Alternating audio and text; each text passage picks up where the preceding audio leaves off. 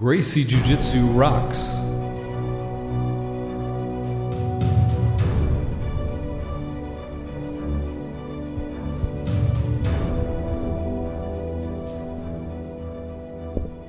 Welcome to the Gracie Jiu-Jitsu Rocks podcast, a podcast dedicated to Gracie Jiu-Jitsu and all things Gracie, including self-defense, competition, anti-bullying, women's self-defense and empowerment, nutrition, and most especially, the people involved in Gracie Jiu-Jitsu. This podcast is for the average Joe. It's for anyone who practices, trains, teaches, or just loves to talk about or hear about Gracie Jiu-Jitsu. We'll explore the lives of Gracie Jiu-Jitsu practitioners, how they got involved in the art, and what effect it's had on their lives. So buckle up and enjoy the ride.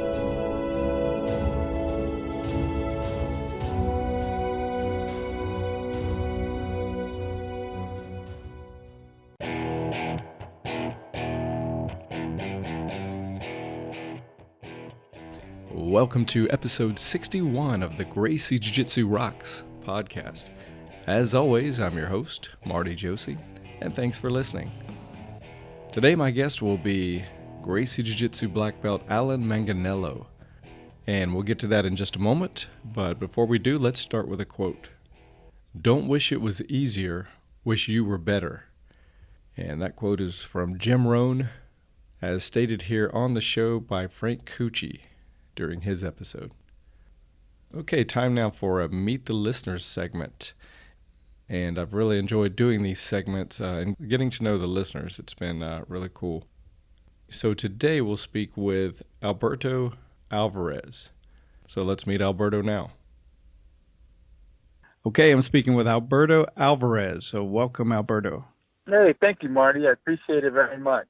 My pleasure. And on these segments that I've done in the past, I haven't met the people that have been on the show in these segments, so it's been kind of cool. But you're the exception because I did actually get a chance to meet you. And for the listeners, I was in the San Francisco area a couple months ago, and as soon as I got there, I posted on Facebook that I was there, and Alberto reached out to me and said he listened to the podcast and wanted to meet up if we could. So we actually had the opportunity. He worked right down the road from where I was staying. Yeah, so we ended up meeting at like 5 in the morning, something like that. I had some coffee and a great conversation. So it's a pleasure meeting you in person, my friend.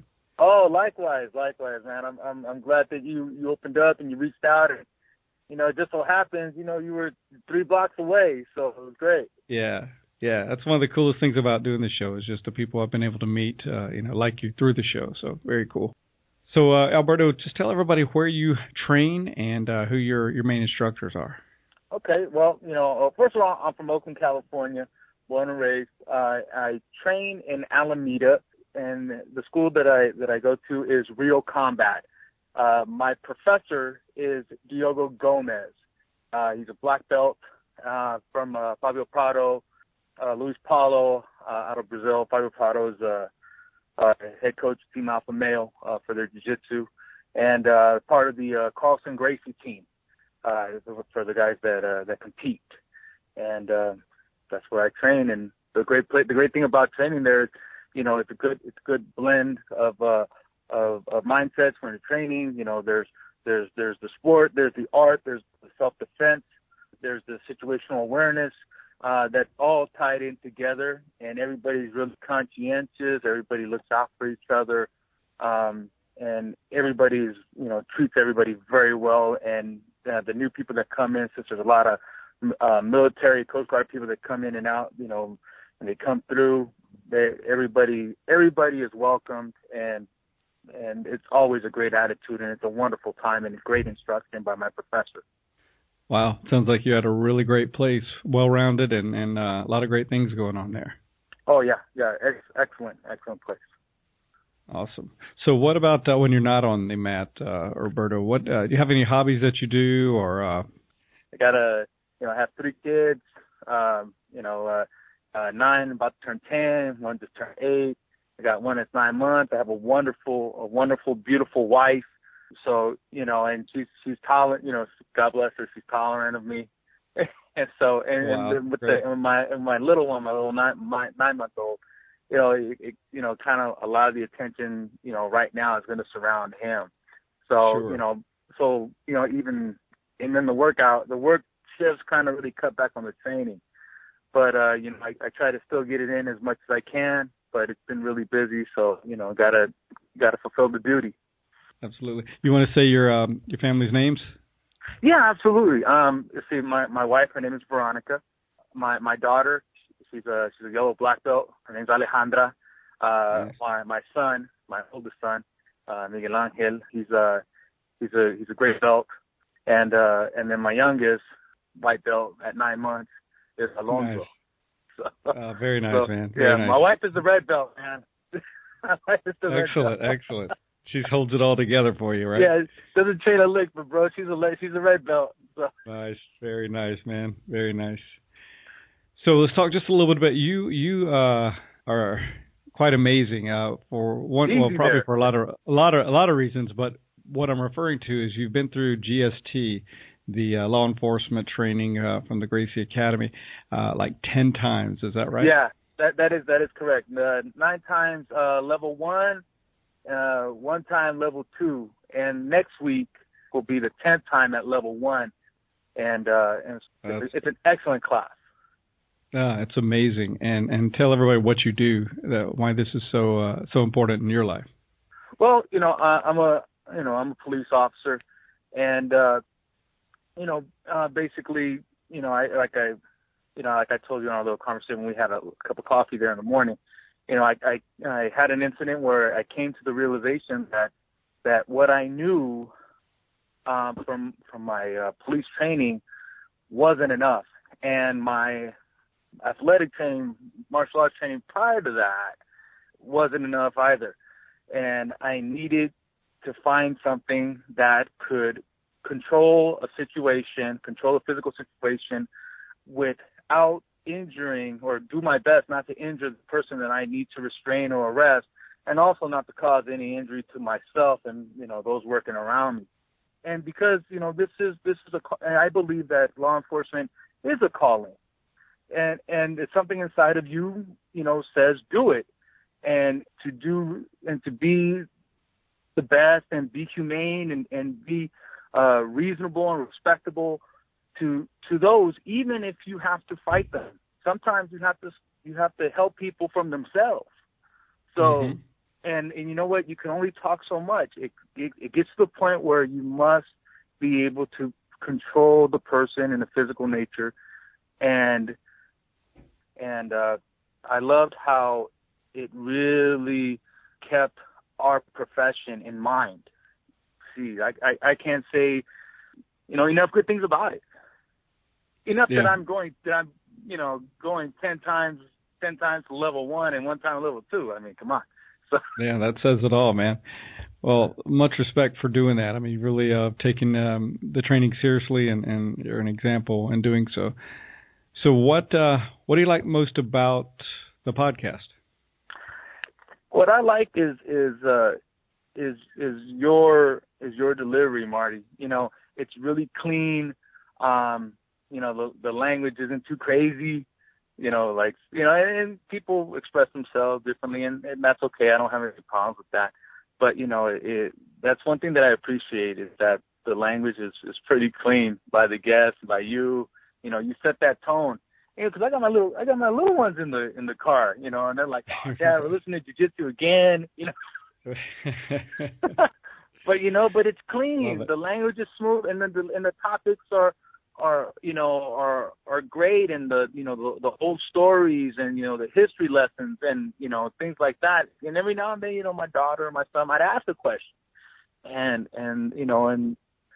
I want to have that a part of their moral fabric, the methodology, the way you approach things, your situational awareness when you're out here in the real world. I want them to have that exposure, and your podcast makes that example really easy for them. So when jiu-jitsu is talked about, it is continuously positive.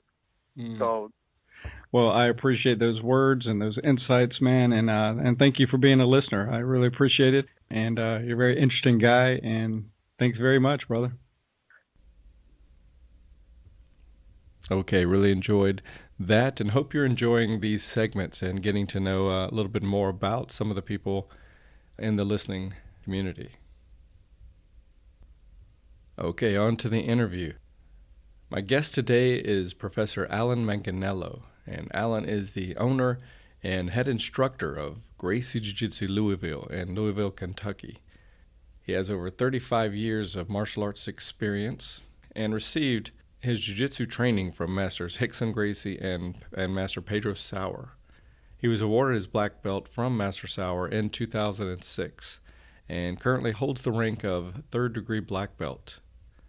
He's a very experienced, knowledgeable, and insightful person, and just a great example of someone living the jiu-jitsu lifestyle and being a very positive role model for those around him. So I know you're going to enjoy this interview, so without further ado, let's meet Allan now.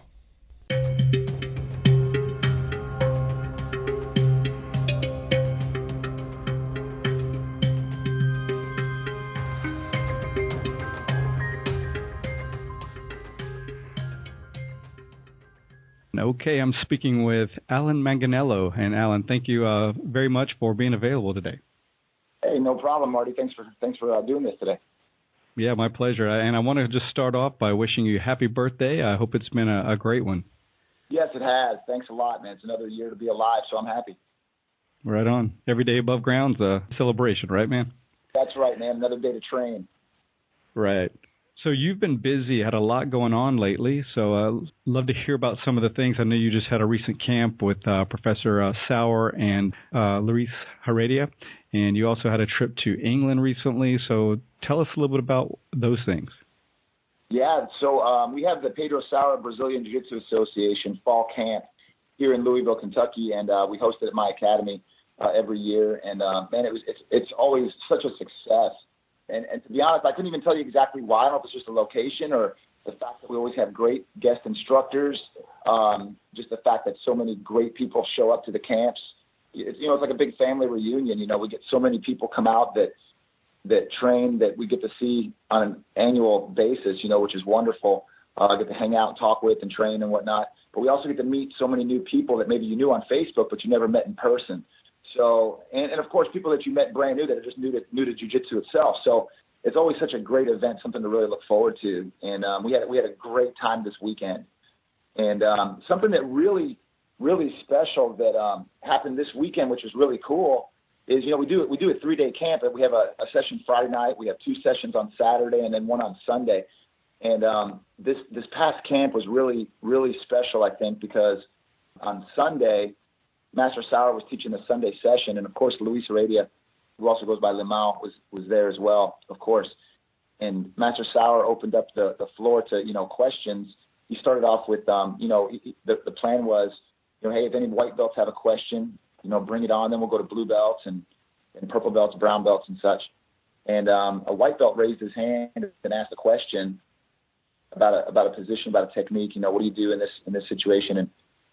And black belts gave their input. Master Sauer had us all give our little input on what we would do in this situation. We saw some great techniques and some great strategies from people. And what was really cool was then Luis Heredia looked at it and said, and right there while we were practicing, came up with a technique right on his own, right there, just came up with a brand new technique. And then Master Sauer said, hey, let me see that. Let me check that out. So he was impressed with the technique, but then Master Sauer took it and improved it. And before you know it, the whole seminar on Sunday was based on that one question, and we just watched jiu-jitsu evolve right there that day, right there before our eyes. We saw the laboratory in action, so it was really, really neat to see that, and I think everybody really took something home from it. So it was wonderful. That sounds great, man. I love going to camps and seminars for the reasons you just mentioned, seeing old friends, meeting new friends, and especially like people you knew maybe from social media, and then you actually get to see them in person. So just that aspect is really cool. But when you have something happen like you just described, man, that's amazing. That's really a pleasure to be able to be there and witness that and be a part of it. Yeah, definitely. It was something that I'll never forget. It was one of my favorite camps just because of that alone, just because of the whole concept of it. And is that always at the same time at your place, or does that vary? Yes, we do the fall camp for the Pedro Sauer Association. We do that camp. It's always the weekend before Thanksgiving every year. So, pretty much everyone can book. They can bank on exactly when it's going to be. They can book it in their calendars ahead of time. So we've had it for, I believe it's been 8 or 9 years. I'm not even exactly sure, but it's been at least 8 years now in a row we've had it. And it's always the weekend before, so it's that Friday, Saturday, Sunday before Thanksgiving. Awesome. So if you're listening and haven't attended that, certainly make plans to do so.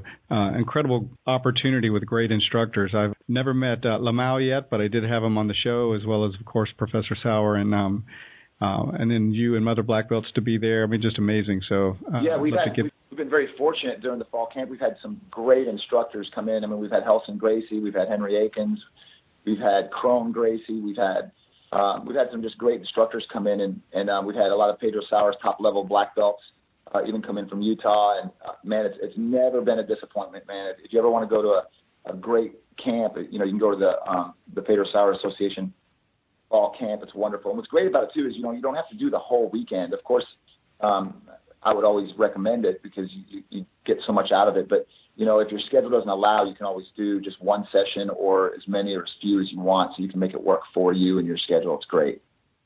Fantastic. And what about your recent trip to England? Tell us what that was about.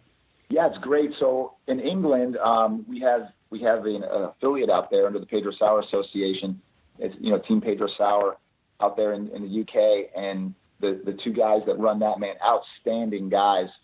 We got Robin French and Peter Squire, and they're running a fantastic club out there. I just promoted them to they're up to third stripe on blue belt now, and man, they're running a heck of a program. Very professional, very clean, very very by the book. And these guys, I highly recommend anybody's ever in England to get out there and train with those guys and look like they'll definitely take care of you. You'll feel like you're at home. So I go out there, at least once a year, if not twice a year, and I teach a seminar for those guys, and people from all around come in, and it's been growing every time I go out there. We have people from all other associations and affiliates come out, and it seems like every time we go, it gets better and better, and have such a great time. Get to meet new people, train with new people, hear great questions. People bring up some good ideas, and we just kind of go from there, and it's good. I usually go with a theme, though, when I teach the seminars out there. I usually go in with a specific subject that I want to teach during the seminar. However, I'll take questions, of course, too, but it works really well, man. Everybody has a good time, and that's one of my favorite places to visit. That sounds great. It's got to be great for you as an instructor and martial artist to be able to go different places in the world and share your knowledge like that. Yeah, it's great. It really is, because it's not only are you getting to meet different people, but it's different cultures.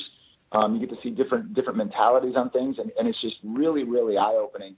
And I love it. I mean, I recommend, travel whenever you can, wherever you can. Try to see as many different things as possible.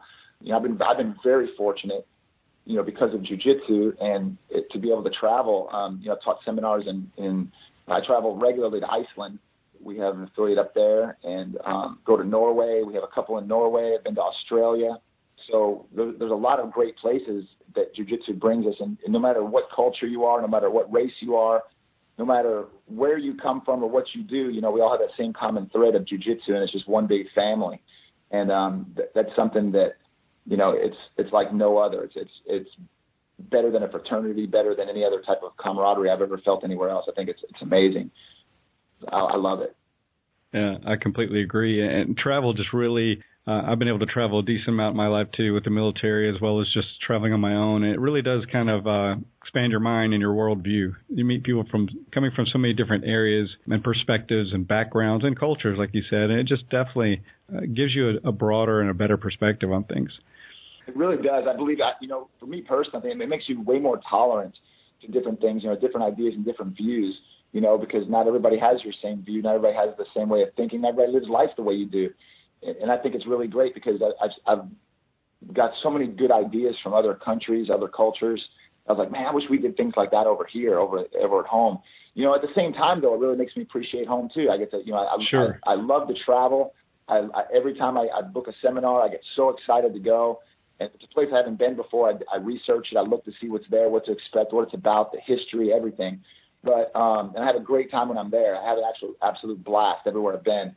But then I also look forward to getting back home too. You know, I want to get back on my own mats with my own students too. So it's the best of both worlds. It's great. Yeah, nothing like coming home. That's for sure.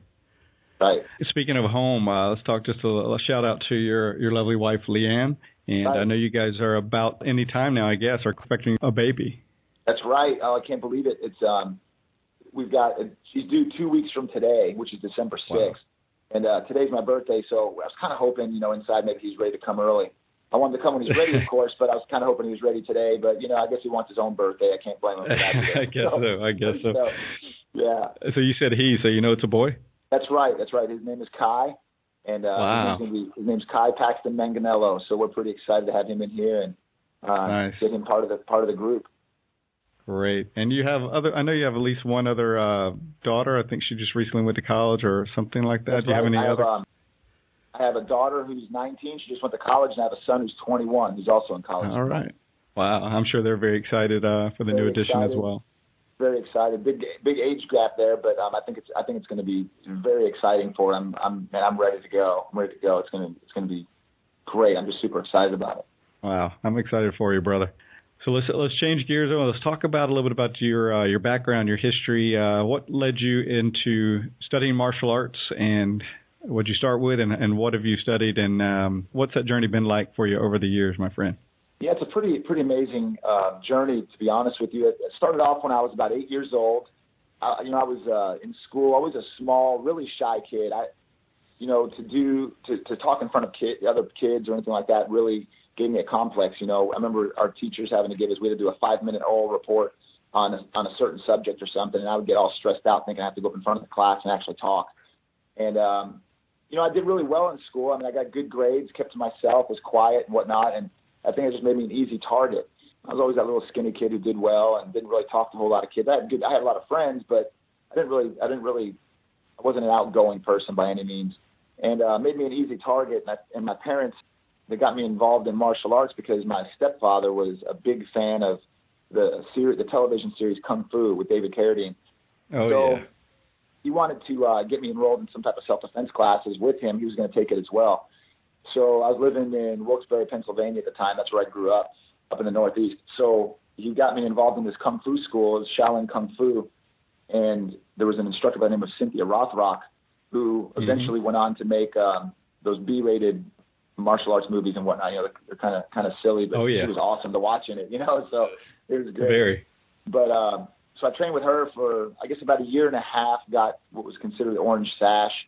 But I've always, what it did is it really ignited my interest in the martial arts. I mean, I was always interested in the martial arts. And then wound up moving down here to Kentucky when I was about 12 years old. And I've always been interested in martial arts. I was always a big fan of Kung Fu theater. I'd be watching those movies over and over and mimicking the moves. I'd take go outside in the backyard and try to practice the moves I remembered seeing in the show or in that movie of that day. Take broomsticks and try to spin staves and made homemade nunchucks like a lot of kids did. Got into the big ninja craze of the 80s. I wanted to be a ninja more than anything, that type of thing. But what was interesting, looking back on my mindset as a child even, is I didn't want to just learn from anybody. I wanted to learn something real, and I wanted to learn from somebody who was actually good and knew what they were talking about. I knew that from the onset. I didn't want to just go to any old karate school. I wanted to find whoever the best was. And I was on my way to the grocery store one day with my sister. I was about 16 at this time. And there was a grand opening of a martial arts academy right there in the shopping center. She pointed out to me, and it said up in the window, karate, kung fu, and jiu-jitsu. So the kung fu is what caught my eye. And I went in and talked to the guys, and they were amazing, just very welcoming, and signed up right then. That was back in 1985, as a matter of fact. Signed up before the school even opened and started training then in Shaolin Kempo is what it was. So now I'm doing Shaolin Kempo, been training with that, and training under a guy by the name of Gene Arsenault. And I trained for years, got my black belt. And then after I got my black belt, I've been reading in the magazines and all that kind of stuff about different styles and whatnot too. And Gene was an amazing instructor, man. The best instructor I had in any subject in my entire life. This guy taught me so much stuff, not just about martial arts and Kempo, but in life in general. I mean, just a great, great instructor, great mentor. And I heard they were inventing this thing called the Ultimate Fighting Championship. And one of the Gracie brothers was supposed to be fighting in it. So I knew who the Gracies were. I just never saw them really do anything. And I was always curious about them because I read up on them so much. Heard one of the Gracie brothers was fighting in it. So I was like, man, I've got to check this out. So I saw the first UFC and it blew my mind. And, you know, we all know the story from there. But right. what I did was I had a list. It was kind of funny because they didn't have internet and everything back then. So I couldn't just Google, you know, Gracie Academy. I had to listen to Bruce. Who was it? I can't remember the announcer who it was. I don't know if it was Bruce Buffer or whoever it was in the beginning. No, but anyway, whoever it was, he mentioned that Hoist was from Torrance, California. So I had to call information and get the area code for Torrance, then call Torrance information and get the number for the Gracie Academy, and then say, you know, I called the Gracie Academy and said, what makes your jiu-jitsu different than my jiu-jitsu? Because I was, you know, Shaolin Kempo has stand-up jiu-jitsu in it, has Japanese jiu-jitsu mixed in with it. And they said, well, you really need to come train with it to see the difference. And I was like, man, you guys are all the way in California. I'm in Kentucky. I don't have any money, you know. And they said, well, Helson's doing a seminar up in Ohio. And I was like, man, I'm in. Sign me up. So I went up to Ohio and hit it off with Helson right away and heard about this guy named Rickson, who was supposed to be the best of the family. And then I knew I had to meet this Rickson guy. So I went out and met Rickson. We hit it off really well, became friends with the family. It seemed right away. I'm over at their house training, going to lunch with them, hanging out, doing barbecues, the whole thing. And then I was going over there every 3 months. I would go there, spend a week. Wow. And I would do, I would try to get at least 3 private classes a week with Rickson. And then I would do his group classes. Luis Heredia taught the morning classes on Pico Boulevard. And you know, Rickson would teach in the afternoon or evening classes. So I'd get about 3 private classes a week, and then I would do between 5 and 6, you know, group classes. Well, no, I was doing 2 a day, so I was doing probably 8 to 10 group classes a week as well. And then I would fly back home and show my guys, and I was teaching Kempo too, and didn't even tell them I was doing jiu-jitsu. I was just trying to learn it. My instructor, Gene Arsenault, actually tested for his blue belt with me under Rickson. So it was kind of a neat story. You know, we just went on from there, and then from that point, you know, Rickson's son was Hoxon. He was my training partner a lot of times when I went out to California. And then, of course, when Hoxon passed away, Rickson stopped teaching for a while. Well, I had just met Pedro Sauer when I was a blue belt. And I asked Rickson, I was like, you know, I want to stay under your lineage. I want to do the jiu-jitsu that your dad taught, that you guys teach. Would I have your blessing to go with Pedro Sauer? I just want to make sure that that's, you know, okay with you. And he said, absolutely. I'd give you my blessing to do that. So I went under Pedro Sauer to get my brown and my black belt because I got my blue and my purple from Rickson. Then I was fortunate to have Rickson come out to my academy after I was a black belt, and he awarded me my first degree, and then I got my second and my third degree from Pedro. So it's been, man, pretty a long journey, but you know, it took a lot of time, a lot of investment of time and money and whatnot. But man, I wouldn't trade it for anything. You know, I had to go out and find it, I had to go out and get it. It's been a great journey, and here I am, even this weekend, learning more and more things from Master Sauer. You know, so it was pretty cool. That's really cool. I mean, what better people to be involved with and learn from and be associated and connected with, man. That's really great. And you also completed the ICP through the Gracie Academy and have implemented that at your academy. For those listening who haven't heard the ICP episode from earlier this year, Allan and a couple other guys, David Christic and, refresh my memory, who was the other one went out with? And Robbie Singh, thank you, went out to the ICP together. So check that out if you haven't heard. How's it been implementing that program, the combatives program in your school so far? Wow, I don't even know how to describe it, to be honest with you, Marty. And we don't have enough time to talk about everything in detail. It's been so wonderful. Sure. You know, it's in a nutshell, I wouldn't trade it for anything. You know, it was the best decision I ever made. And I thank the Gracies for that 100%. Specifically, Hiron came out to my academy one time and said, it was I had him out there a few times. One of the times he was out there, he was like, Allan, how come you're not a certified training center? And I'm like, I didn't really know how to answer that question. And he was like, you know, look, I've known you since we were kids. You used to come out to the academy out there in California and train at the Gracie Academy. And I've known you guys and I've known you forever. You've known us forever. How come you're not a certified training center? And I was like, I don't really have a good answer. So I looked into it and made that decision. And, I owe him thanks for just kind of pushing me, kind of encouraging me to do it. But, man, it's been the best thing ever. It really has. The school's grown. The culture is wonderful. The vibe in the school is amazing. And, man, I tell you what, we're getting so many great people coming in the academy. It's great. Fantastic. So when you're not teaching jiu-jitsu, your day job is that of being a police officer, and I believe you're part of SWAT. So tell us a little bit about what that's been like and their upcoming GST, what that is for those who aren't familiar with it, and kind of your thoughts around why it's important for officers to attend that. Yeah, so, I work with Louisville Metro Police Department here in Louisville, Kentucky, and I'm also part of the SWAT team as well. We do a lot of great things, here in the community too. I was with a unit called the Viper Unit for a long time as well, where our goal was to try to get the most violent criminals off the street. So there's a lot of narcotics officers who their job is to try to find drugs and drug dealers. Although we dealt with those, our goal was to find violent criminals and try to get guns off the street, illegal guns.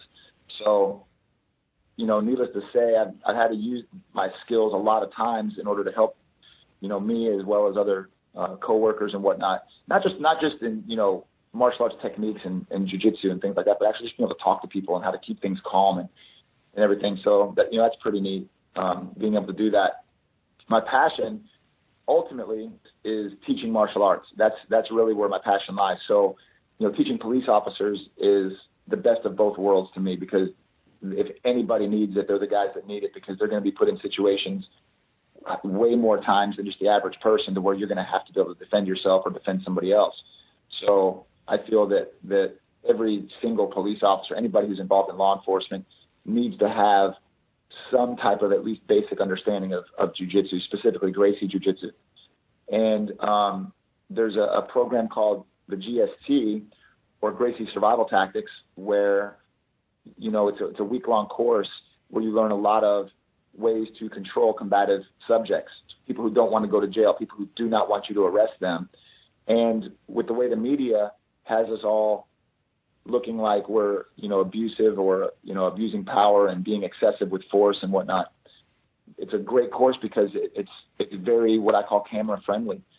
Everybody's filming. Everybody has a cell phone. Everybody's filming every move we make, recording every word we say.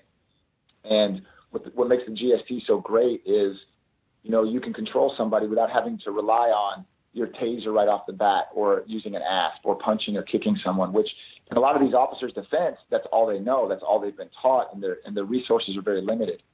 And when you go through the GST program, you have way more resources than you've ever had in your entire life, that you don't just take with you in law enforcement, you take with you even in your everyday life. So it's not like just carrying a taser or a gun or some type of tool, but you have it with you internally forever, and it's great. So the GST program is something that every law enforcement officer needs to know, because it saves lives on both sides of the law, Marty. That's the thing that's really cool. It doesn't just protect officers, but it protects the people out there that are breaking the law, that you might be justified in using lethal force, but you don't always have to. Sometimes you don't have any choice but to jump there, but there's other times where even if that's justified, it doesn't mean that you have to do that. And if you know how to control somebody without having to take another life, that's very important. And you have the ability to make that decision then too, and back up your decision. That's very important, and I'm glad you said that. I mean, there is a lot of scrutiny now, and a lot of, in this modern environment of everybody filming cops and really questioning their every action. And I think if you're not there putting your life on the line, it's easy to kind of say things or view things a certain way, but I'm sure it's completely different when your life's on the line.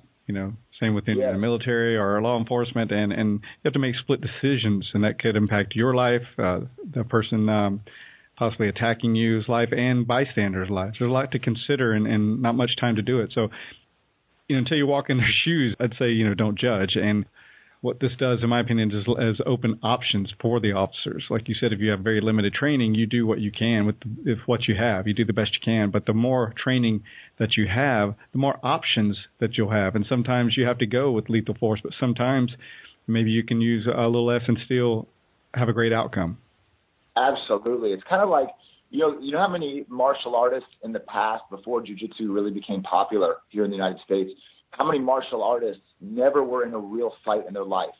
yet they're trying to tell people how to defend themselves. And they really don't understand. Until you've been in a real fight, you really don't know what that feels like to have to protect yourself and to have to possibly injure somebody else. You just don't get it. You don't understand. The same thing goes when you're in law enforcement. You know, until you've had your own life in jeopardy, until you've actually had to feel like, you know, your life or somebody else's life could be jeopardized at any second, you just don't really know what you're talking about if you're going to try to justify or try to judge how someone should have acted or responded in a certain situation, you know. And it does get a little frustrating for a lot of officers, because unless you've walked in our shoes, unless you've been specifically in those situations, you really can't say how you're supposed to respond, you know, or how you should have responded. But learning things like Gracie Jiu-Jitsu within the GST program, it does give you more options and things that, you know, you very possibly, you know, you can do less to the person than maybe somebody else would have had to do. It's you know, obviously not always a guarantee. I mean, you very well may have to pull the trigger on somebody, and that's your only option. That's what you have to do. And sometimes that's the best option. Even if it might not be your only option, that might have to be the best option for that split second. And people need to understand that, you know, it's not an easy job to have. Those aren't easy shoes to walk in. I do encourage anybody who's qualified to try to, you know, look into it and see what it takes, because we do need good officers out there. We do need good people out there that can make good decisions and be able to handle themselves as well. Absolutely. I personally want to say thank you to all people in law enforcement who do what they do. It's not an easy job, and you're certainly not doing it for the money. It's incredible to me how the culture values other things like sports and movie, you know, actors and things like that. And nothing wrong with them. I value those, you know, things too, great for our entertainment. But the amount that they get paid is unreal compared to people like teachers and law enforcement officers who make a real difference in real lives every day in a very hard way. And it's got to feel frustrating to be in that position and not feel, you know, appreciated from the public a lot of times as much as you could be. I don't think it's unlike, you know, if you served in a war in the military and you come home and protesters are giving you a lot of grief. I mean, just the level of unappreciation you have to feel has got to be just incredibly frustrating. Yeah, it's different now too than it's ever been. I've been a police officer now for 16 years, and it's one thing to feel unappreciated, but it's another thing to be hunted.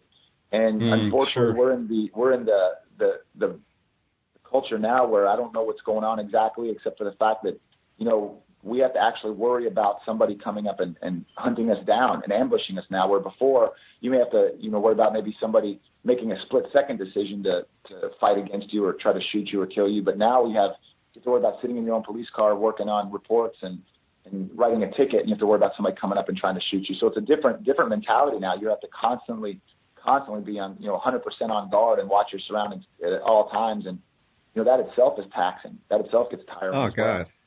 Can't even imagine. And the level of just being keyed up and always on is just got to be emotionally draining and taxing. And another reason to do jiu-jitsu, though. I mean, exactly. For the stress relief, yeah, for sure. It's the same thing. It's another outlet to be able to go out there and get some stress relief and go out there and channel some of the energy, you know, and in a positive way, and not even use energy so much as just, you know, be able to free your mind a little bit from the everyday stresses and everything. Just get out there where you're comfortable, where you're happy. And training is like the best therapy in the world by far. Absolutely. So any officers that hear this and want to attend to your GST, I'll put the information in the show notes so they can get to you and hopefully attend that or an upcoming one. All right, so let me ask you, here's a little question to put you on the spot just a little bit. So anything that comes to mind that people listening might be surprised to hear about or learn about you, Allan? Well, I think something that some people would be surprised if they didn't know already was I used to be a Rubik's Cube competitor when I was a kid. So really? Yeah, I'd sit around. I learned how to do the Rubik's Cube, and to this day I still have one sitting around my house and pick it up and cool. Go through and see if I can keep my sword sharp on solving the cube. Wow, that's pretty good because all that did for me was frustrate me. So not only did you solve it, but you competed it. That's pretty impressive. That's fun. Pretty impressive. That was a good time. It's fun. That's cool. So I know you've had a lot of people that really have impacted your life, and you mentioned, you know, Rickson and Professor Sauer and various people. who would you say besides those guys has had the most impact on your life? And this doesn't have to be, this could be professionally, martial arts, or it could be personal life, just somebody that sticks out in your mind who's made a real impact in your life. Well, first, my wife, Leanne, she's been, my saying that, and I 100% believe this, Marty, is, behind every successful man is a strong woman. And anybody who can be successful out there, you've got to have a good support team. And she does so much for me personally, as well as my lifestyle, my business and everything. So, that's the first person that comes to my mind as far as, who really inspires me, who I look up to, and who I really have to give thanks to, first and foremost. From there, of course, we mentioned that Rickson and Master Sauer, here in Henner, they've done so much for me, just because, not just for me, but for the jiu-jitsu community, whether people agree with it or not, they've done so much. And for me personally, it's been amazing, and they're continuing to do it. And I have so much to thank them for. So I have so many names, literally, I could list, of course, but those are the ones that are at the first and foremost of the front of my mind. I mentioned earlier Gene Arsenault, more specifically, his name is Jean-Louis Arsenault. He's up in Massachusetts now, running a Kempo Academy, and he's taught me so much in my life. These are the guys that I've always looked up to and meant so much to me. Awesome. And hats off to you, because you've had some, not only have you had a great inspiring teachers and influences, but you've certainly been that for a lot of people as well, and really done a lot to encourage and train and influence people. And so you've really paid it forward. So hats off to you. Much respect. What's interesting about that, Marty, too, is, I believe this 100% is, it's all about the service. In fact, I talked to Rickson yesterday. I called him to wish him a happy birthday, and we always do that every year because he knows mine the day after as well. And, we were just talking about life in general and whatnot. And, he thanked me for everything I'm doing. And, of course, I start off with me thanking him for everything he's done for me. But we both agreed that the fact is, we've been given such a great gift with the knowledge and the skills of jiu-jitsu. And the thing that I really, really enjoy is the service, to be able to return it back to the community, be able to find other people that are going to appreciate jiu-jitsu and appreciate what we can do for their lives as much as I appreciated it and as much as I am appreciating it. So the people that do come up to me and say, hey, thank you so much for what you've done, and thank you for what you're doing for me and whatnot, it's like, it really humbles me, because I know exactly what they're feeling. I know exactly what they're saying. And for them to thank me just makes it feel like it's all worthwhile, because I feel like I'm sharing back to what's been given to me. So I think that's the biggest payment you could ever get for being a martial arts instructor. I couldn't agree more. It's really coming full circle for you, and you've been on all sides, and it's a beautiful thing. Allan, what are you the most proud of in your life? You've achieved so much. You've done so much. What are you the most proud of? Wow, that's a good question. I think the thing that I'm most proud of is just the fact that I've been able to reach so many people with not just jiu-jitsu itself, but martial arts, and trying to, I've seen so many lives actually change because of what I've been able to offer people. Again, the same thing that was offered to me. So I'm not saying that it's me that's doing it, but just the blessings that have been bestowed down upon me, I'm able to pass those on to other people, sharing them with other people. And that's the thing that makes me the most proud, is the fact that I have an academy now.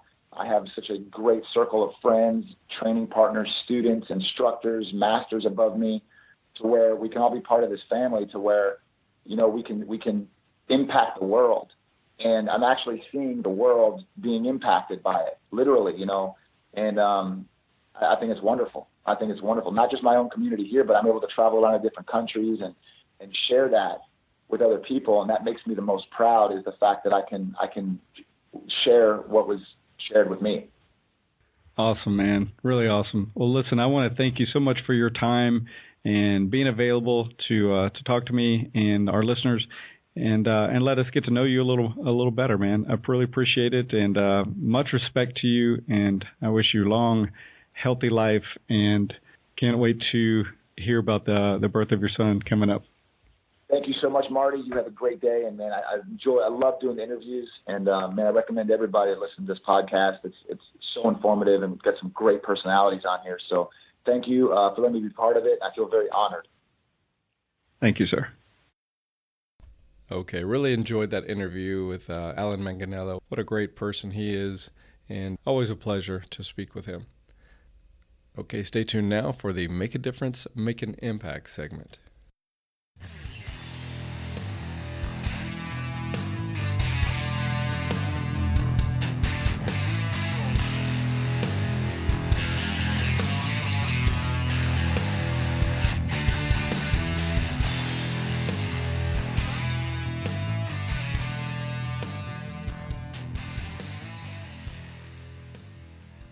Time now for the Make a Difference, Make an Impact segment.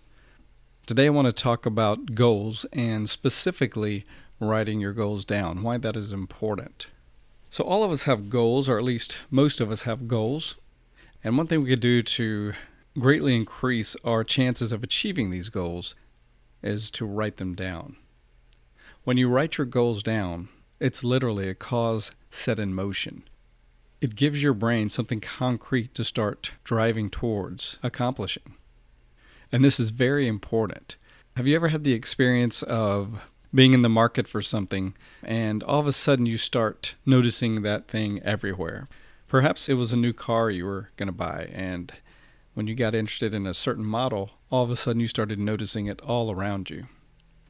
Or it might not have been a car, but it literally could happen with anything that you are interested in and start noticing all around you. And the reason that occurs is our brains have to delete tons of information because we're bombarded on a daily, hourly, minute to the second. We are bombarded with so much stimulus that our brain has to delete tons of information to be able to just focus and get anything done. So when you give your mind clear direction, a clear picture of what you want to achieve, it helps it clarify and distinguish and know what to focus on as it deletes all this other information. Brian Tracy puts it this way. He says, top people have very clear goals. They know who they are and they know what they want. They write it down and they make plans for its accomplishment. Unsuccessful people carry their goals around in their head like marbles rattling around in a can. And he continues, we say a goal that is not in writing is merely a fantasy. And everybody has fantasies. But those fantasies are like bullets with no powder in the cartridge. People go through life shooting blanks without written goals. And that's the starting point. So as you go through your day, your week, your month, I suggest that you take some time today to make a list of your most important goals. Consider goals in all aspects of your life, and not just for your business or your finances or your jiu-jitsu. Matter of fact, be wary of the high price of putting too much focus on any single aspect of your life, to the exclusion of everything else. Go for whole life balance and success. And I think in doing so, you will have a much more happy and fulfilled and successful life. And that's going to do it for this edition of the show. As always, I thank you for listening. I appreciate all feedback, so if you have feedback, please don't hesitate to give it. If you have ideas for the show or for guests, please let me know about those. You can leave feedback on the website at www.graciejujitsurocks.com. You can also leave feedback on iTunes, and while you're there, make sure to rate the show. It helps us with our standing in iTunes. If you haven't liked us on Facebook or follow us on Twitter, please go ahead and do that. And don't forget to share the episodes on your Facebook and social media. Again, thanks again for listening, and until next time, this is Marty Josie, and I'll see you on the mat.